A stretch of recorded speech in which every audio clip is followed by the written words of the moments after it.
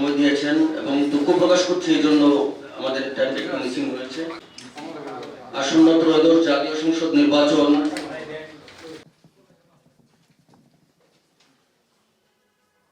প্রিয় সংবাদ নেতৃবৃন্দ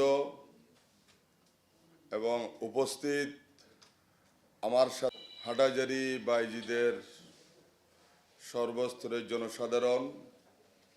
বাংলাদেশের উত্তর জেলা কর্ম পরিষদ সদস্য অধ্যক্ষ, সম্মানিত উপস্থিতি, আপনারা জানেন বিগত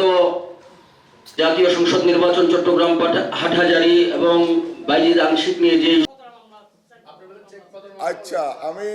ব্যারিস্টার আনিস সাহেবের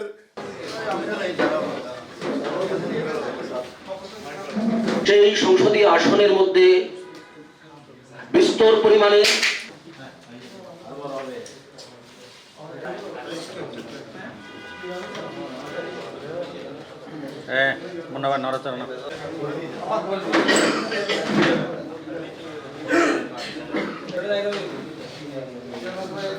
সামনে